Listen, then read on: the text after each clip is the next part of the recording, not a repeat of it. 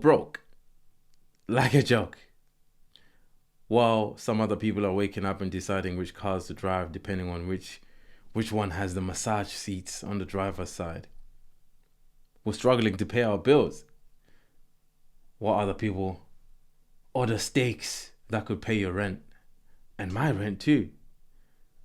Pairing it with a vintage that's so expensive that it could pay your utility bills. Ah, laughing the hardest with their rich and posh mates. Life is unfair. It always has been, and it will continue to be so. And the only way you can get better in life is by getting stronger mentally.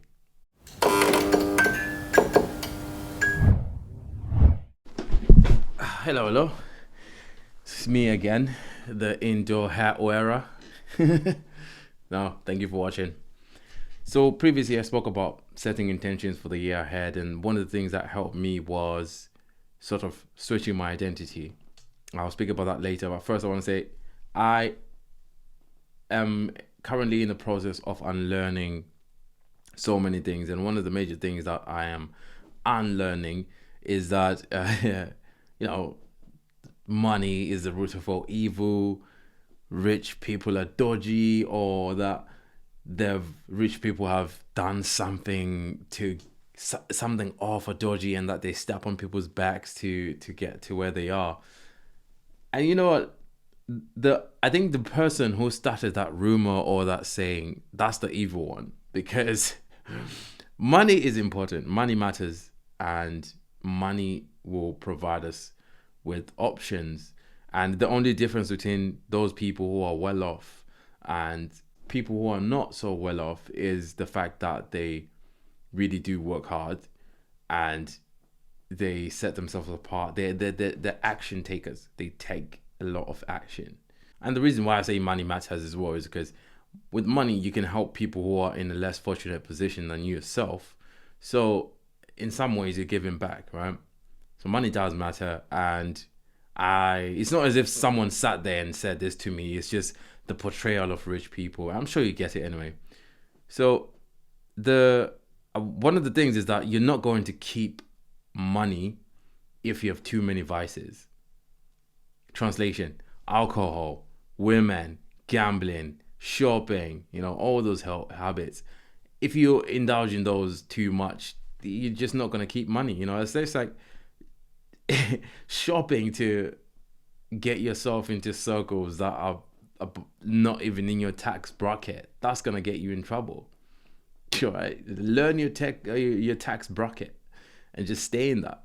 You stop trying to impress people, because that's not going to help.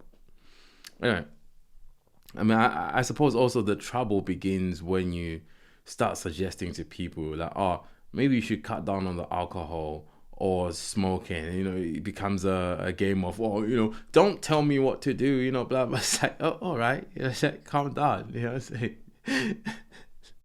Or it could just be a simple case of maybe you not knowing how to kick the habit, right? So you see, this is why I also advocate for being in sort of in touch with the emotions, because if you are in touch with the emotions, you're gonna be able to control yourself, right? You're gonna be able to really sit with the emotion before saying, "Oh, I need a cigarette. I'm too stressed," and realizing what the issue is and really getting to the root of the problem. For example, do I need a new job? Do I need to leave this relationship that's no longer serving me? Do I need to stand up for myself more? Things like that. Because if you are in control of your emotions, you can do that quite easily. But if you're not, your emotions are gonna just rule you, because you're stressed. You're gonna shop, overeat, smoke, drink, stuff like that. So instead of running away from the problem and numbing, you could dive deeper into those endless powerful questions that you can ask yourself that will help you dig yourself out of a rut.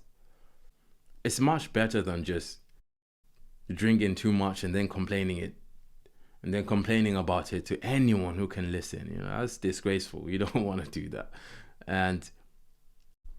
Or maybe you're just trapped, which I completely get. So, which is why I thought it would be a great idea to give you some tips. Number one, you need to create a new identity. Now, what I mean by that is people who don't smoke, what do they say? I'm not a smoker, or I don't smoke. Or people who, who don't run. Oh, I'm not a runner, I don't do that. Or I am a runner, I jog and stuff like that, right? That's an identity. They associate with that. You just need to establish better practices that those people who identify with what you want to become will do. So, okay, I'll make it simpler, right? So, for example, if you want to be a writer, so what does a writer do? And how does a writer conduct himself? Where does he go? Where do they network? Where do they meet each other? Practices of a writer and the habits. So if you want to become a writer, you should be asking yourself that question. I mean, James Clear, articulates it far better than me in his book Atomic Habits, which you should check out, by the way. It's insane. It's a great book. When you change your identity, like, this is your life. This is your only life. Like, your only one. That's such an obvious thing to say, but you have to use it wisely. You have to live it the way you see fit. Because if you're worried about what are people gonna say? Now, oh, look at him. Now he's changed. He's trying to do this, blah, blah, blah. Like, so what? All right, so what? They're going to talk. People are going to talk anyway. Just do your thing, man. Listen, as soon as you come to terms with the fact that life is unfair and no one is coming to save you, those judgments are not going to matter, because you're going to know that, yeah, people can judge you, people can talk, but who's going to pay the bills? They're not going to come and pay your bills for you. They're not going to do that. So why listen to them? Like, yeah, they can chat. Let them talk. It's fine. That's completely fine. Like, as a man, you need to find your way.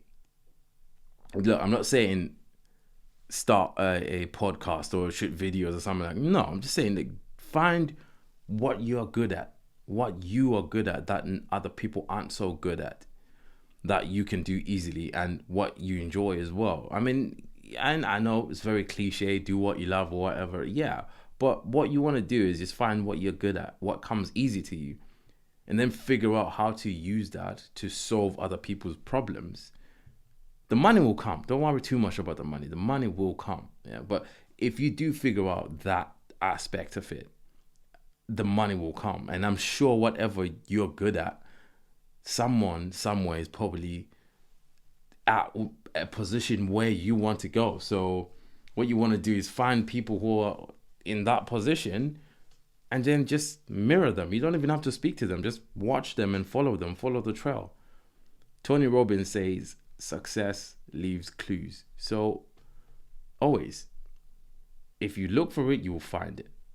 Simple. The most important thing is, well, focus on relationships, because building strong relationships with people, those people are going to help you get to where you want to go. And also, when you do, maybe fall from grace, they're going to be there to help you go back up, right? And if you have strong relationships with people. But if you put money first, you're going to do anything for money and you're not going to have any integrity, because you're going to be chasing the money. You're following the money too much and you don't have any boundaries or standards. So build relationships and have a good standard. That's how you're going to get far, because you need people. Second point is, try to replace the troublesome habits or vices instead of trying to get rid of them completely. Because if you try to get rid of them, there's no fallback. So try to replace them with something healthier. For instance, trying to stop smoking or shopping or drinking too much, right? Ask yourself, what need does that thing that you do fulfill? Some people say when they smoke, they feel better, or when they drink, they're getting rid of the stress. So if stress is the underlying issue, what you need to do is figure out where that stress is coming from first, right? And then figure out how to deal with that stress in a healthier way. And another thing that you can do, which is free, is breathing, right? Sounds silly, but you can utilize your breath. I know you watched the new Avatar, right? The new Avatar, there's a point where the son is teaching the dad how to breathe. And it's a concept that rolls out through the whole movie, where you breathe through the stomach, yeah? Like a deep breath using your stomach, and then breathing out slowly. That's not just an avatar or a movie. That is real. That can help you really calm down in moments of stress, to relax and slow down your heart rate. Because if your heart rate is increasing, that means, you're going to make some decisions that may not be in your best interest. And also, breathing might not be the complete solution, because once you do calm down, you're going to need to then figure out how to cope with that stress even more, right? So it's about finding ways to replace the troublesome habits or vices with other things that are healthier, so that you're not bored and you're going to miss what you'll be doing instead, right? The third one, I thought that was quite easy, is find yourself an accountability partner. This is someone who's going to hold you accountable and just make sure you stay on track. And, this is not someone you do those things with. Don't be ridiculous. Find someone completely different from, who's in a different circle of friends or whatever. It could be family or a friend who doesn't indulge, right? Get them to be your accountability partner who's going to ask you, have you done this? Are you doing this? Like someone who genuinely cares about what you're doing and also wants the best for you. That's going to be important, because that's going to help you to move forward. Now, don't get me wrong, I do understand these things also work if you're ready for them. And this is one thing that, we say, like in coaching, if you're ready for the coaching, that's when you can make monumental growth. Whereas if you're not ready for it, like it's one of those situations where you can take a horse to the river or the lake. I don't know. You can take it somewhere, but if it doesn't want to drink, it's not going to drink, is it? So lastly, I just want to point out an observation that I had, which is that some people want to go to heaven, but they don't want to die. Like, meaning some people would want us to live like a superstar, but they don't want to work like a superstar.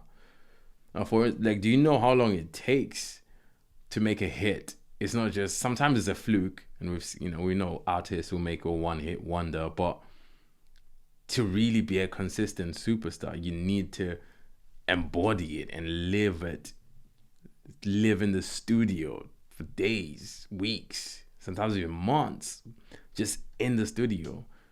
No partying, nothing, just pure focus on one thing. And I just don't think some people are ready for that.